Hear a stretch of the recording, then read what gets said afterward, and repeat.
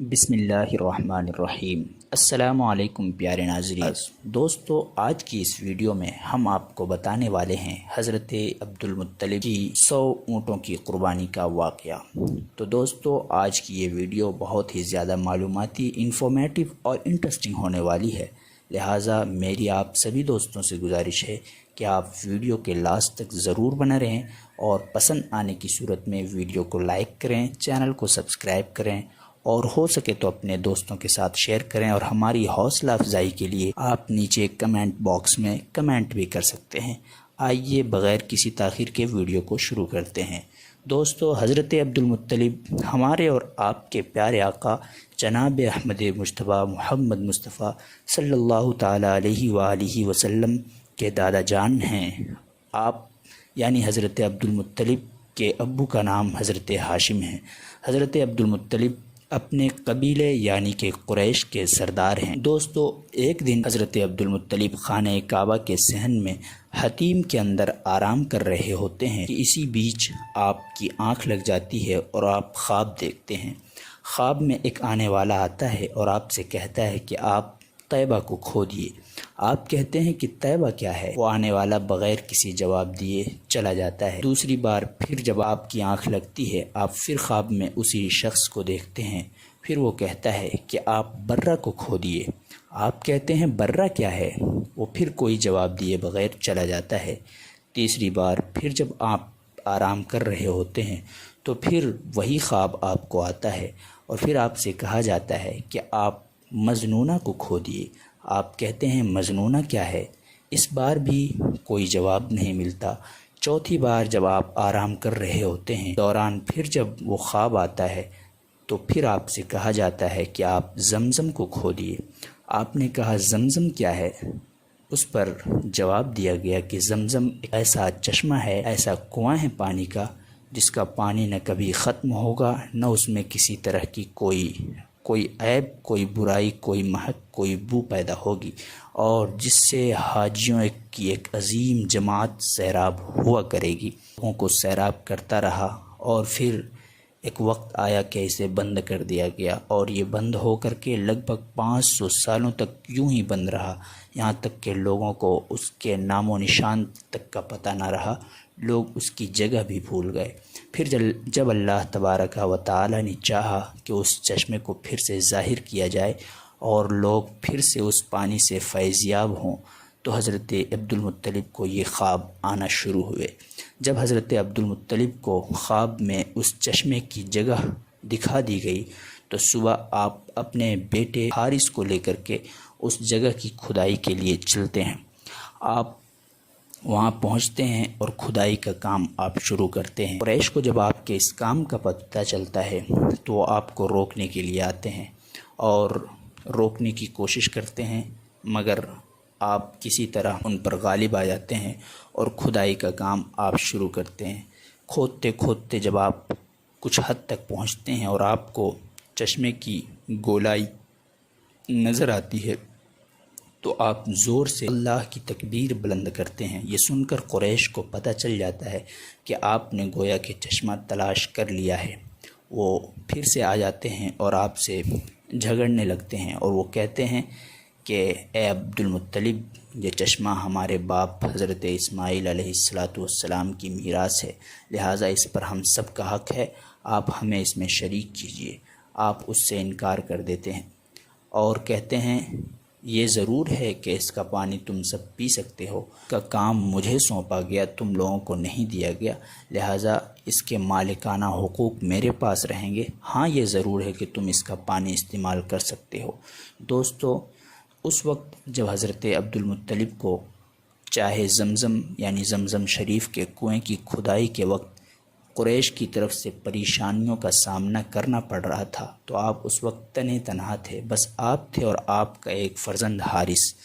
اس وقت آپ کو اپنی اولاد کی کمی کا بہت احساس ہوا اور اس وقت آپ نے ایک منت مانی کہ اگر اللہ تبارک و تعالی مجھے پورے 10 بیٹے عطا کرے اور وہ سب جوان ہو کر میری طاقت و قوت کا ذریعہ بنے، میرا سہارا بنے، میری حفاظت کریں، میرا دفاع کریں، تو میں ان میں سے ایک بیٹے کو اللہ کے نام پر قربان کر دوں گا۔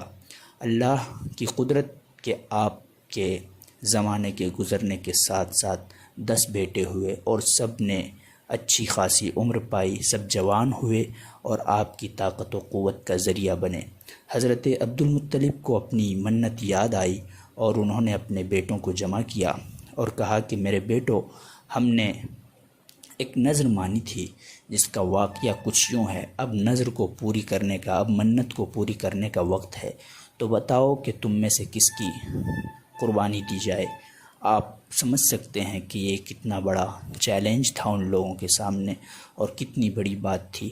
آخرکار قرعہ ڈالا گیا، یعنی جس کے نام کا قرعہ نکلے گا، جس کے نام کی قرعے میں حضرت عبداللہ کا نام نکلا۔ حضرت عبداللہ جو ہمارے اور آپ کے پیارے آقا جناب محمد رسول اللہ صلی اللہ تعالیٰ علیہ وسلم کے والد بزرگوار ہیں اور حضرت عبد المطلب کے سب سے چھوٹے اور سب سے پیارے صاحبزادے ہیں۔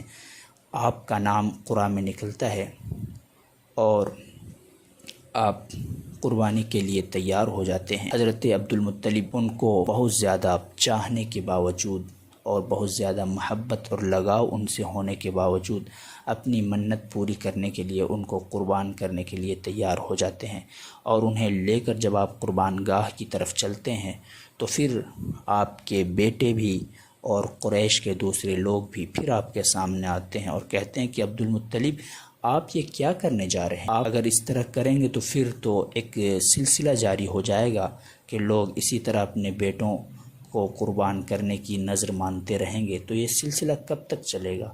لوگ آڑے آتے ہیں اور ان سے کہتے ہیں کہ ایسا ہے کہ آپ اس کا کوئی اور حل تلاش کیجیے، اور پھر بات یہ طے پاتی ہے۔ اس وقت علاقے کے سب سے بڑی جو کاہنہ عورت ہوتی ہے ان کے پاس لوگ جاتے ہیں اور یہ سارا قصہ اس عورت کو سناتے ہیں۔ وہ کاہنہ عورت یہ سارا قصہ سننے کے بعد کہتی ہے کہ تم لوگ ابھی میرے پاس سے چلے جاؤ اور پھر بعد میں آنا۔ وہ لوگ سب چلے جاتے ہیں واپس، اور پھر دوسرے دن جب اس کے پاس جاتے ہیں تو کاہنہ عورت بولتی ہے کہ تمہارے معاملے کا حل مل چکا ہے۔ اس عورت نے کہا کہ تم یہ بتاؤ کہ تمہارے درمیان، تمہارے بیچ ایک جان کی کیا قیمت ہوتی ہے؟ لوگوں نے کہا کہ ہمارے یہاں ایک جان کی قیمت اونٹ ہوا کرتے ہیں۔ اس عورت نے کہا کہ تمہارا حل یہ ہے کہ تم ایک جانب عبداللہ کا نام لکھو اور دوسری جانب 10 اونٹوں کے نام لکھو اور پھر قرعہ اندازی کرو اور دیکھو کہ قرعہ کس کے نام نکلتا ہے۔ اگر قرعہ اونٹوں کے نام نکلتا ہے تو تم ان 10 اونٹوں کی قربانی کر دو، اور اگر قرعہ عبداللہ کے نام نکلتا ہے تو پھر تم ان 10 اونٹوں میں 10 اونٹ اور بڑھا دو اور پھر سے قرعہ اندازی کرو، اور اس طرح سلسلہ جاری رکھو یہاں تک کہ قرعہ اونٹوں کے نام نکل آئے۔ لوگ اس حل کو لے کر کے واپس لوٹتے ہیں اور حضرت عبد المطلب قرعہ اندازی کا کام شروع کرتے ہیں۔ آپ ایک طرف حضرت عبداللہ کا نام اور دوسری جانب 10 اونٹوں کا نام رکھ کر قرعہ نکالتے ہیں اور قرعہ حضرت عبداللہ کے نام کا نکلتا ہے۔ آپ 10 اونٹ اور بڑھاتے ہیں، اب ایک جانب 20 اونٹ اور دوسری جانب حضرت عبداللہ کا نام، پھر قرعہ اندازی ہوتی ہے تو قرعہ پھر سے حضرت عبداللہ کے نام نکلتا ہے۔ آپ پھر سے 10 اونٹ کا اس میں اضافہ کرتے ہیں اور اسی طرح سلسلہ چلتا رہتا ہے، یہاں تک کہ پورے 10 بار قرعہ اندازی کرنے کے بعد نتیجہ یہ ہوتا ہے کہ ایک طرف 100 اونٹ ہو جاتے ہیں اور دوسری طرف حضرت عبداللہ کا نام۔ اب پھر سے جب قرعہ اندازی کی جاتی ہے تو اس بار قرعہ حضرت عبداللہ کے بجائے اونٹوں کے نام کا نکلتا ہے، اور پھر اس طرح سے گویا کہ حضرت عبداللہ کی جان کا فدیہ 100 اونٹ قرار پاتے ہیں۔